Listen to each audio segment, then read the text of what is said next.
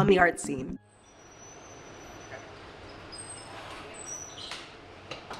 Glassblowing involves using a blowpipe to inflate molten glass into a bubble. What happens after that is a matter of technique, creative vision, and a bit of pure luck. Kiara Pelissier's work can be found in galleries, hotel lobbies, corporate campuses, and on sophisticated shelves all over Virginia. She took us into the shop to see just how she creates her translucent works of art.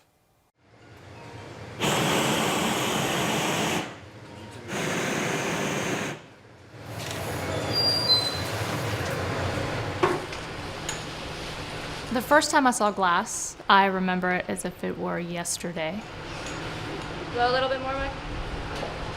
And it was just this incredible moment where you walk into a semi-dark space and there's glowing, holes of fire all over the place. And I remember this long, beautiful, elegant thing dancing away in the end of a stick attached by one tiny little point. I'm gonna cry. It seemed like magic. It was incredible. I just said to myself, I'm gonna learn how to do that someday. I've never been so certain about anything.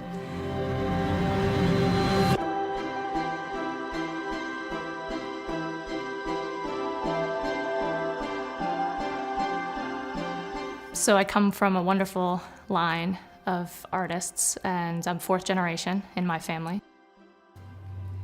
There actually are a few generations further back still, but there's a gap in between. My grandmother was a sculptress, my great-grandmother was a sculptress, my grandfather was an oil painter, and my father was a jeweler, a goldsmith at that time. And so our house was filled with our family's collection of work. And I remember as a kid, some friends that would come over and said, going to your house is like going to a museum. It just, we'd have pedestals here and the walls were filled with art. In my heart, I knew I was an artist of some sort. I just didn't know what my form of expression needed to be. And my father signed me up for a lamp working class, flame working class, which is working with glass on a torch, smaller scale. And it's a little bit like jewelry. So he thought, you like jewelry, perhaps you'll like this lamp working. I actually didn't take to it at all, surprisingly, but it was right next to the glassblowing studio. I was 18 at that point. And I just said, what have I been doing this whole time?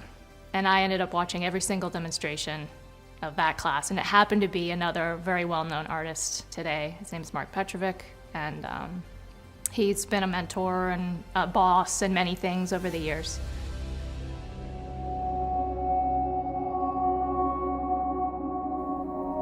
It starts off at 2,000 degrees when you take it out of the furnace. That's as fresh as you're gonna get.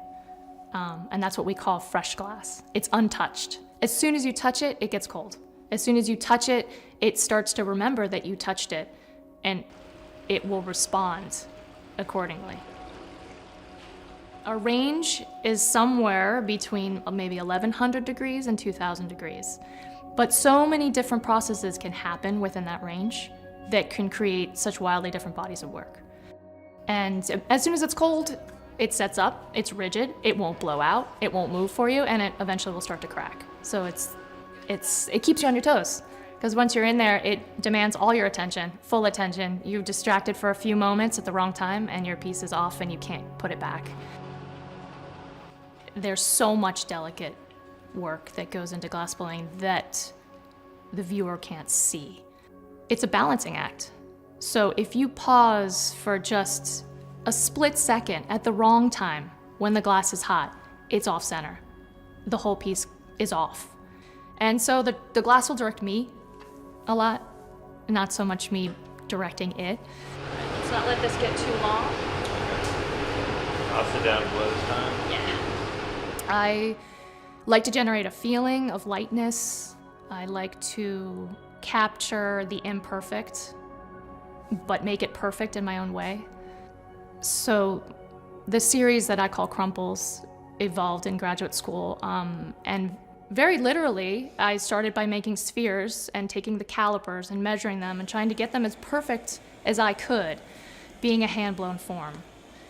And at one point, I said, I'm gonna make this sphere as perfect as I can, and then I'm gonna get it way too hot, and I'm just gonna let it collapse, and I'm just gonna crumple the heck out of it as if it were a piece of paper, and you've done a sketch and you're upset and you don't like it and you don't want to look at it again, and you crumple it up and throw it away. So it started off as a release. I'm gonna make this perfect thing to say that I can, a simple sphere, and then crumple it and throw it away. And I started to get really fascinated with these folds that were happening.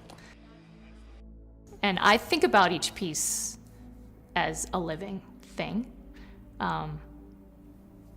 It's an inanimate object, but to me it's not. I mean, I'm pouring my feeling into it. So if I can't get that light to pour through it and have it breathe and be, then it's not a completed piece. What I tend to do a lot is write about my feelings, and I don't capture them well through drawing, so I capture them more by writing the words down and trying to capture that moment in my mind that I feel something, and then play in the shop. And when I finally find something that I played with in the shop that matches a certain feeling I have, sort of lock into that and then try to move forward with it in that sense. But it's a very organic way of approaching things. I'm not methodical. I like to make a whole bunch of parts and then bring all these parts back to my studio and look at them and see how they're talking to me and see how they move or not. I want the viewer to really feel something beyond saying, oh, that's a lovely object. Hopefully it's more than that, and it goes deeper than that. Perhaps, words can't express it. I'll put one high, and then two high, and then two. I'm actually getting to work now that I've had in my sketchbook for 10 years. And these things, I think, they keep evolving in that way. You have an idea, and my thought is, if it doesn't go away, if it doesn't leave you alone, go away, it's because it's worth it. So it has to survive and be so bright in my mind, sort of this image that's burned into my mind before I'll say, okay, this is gonna be a long adventure. Roll up your sleeves, it could be several months, it could be a few years before this piece is seen through, but just keep that spirit. That's what you have to do.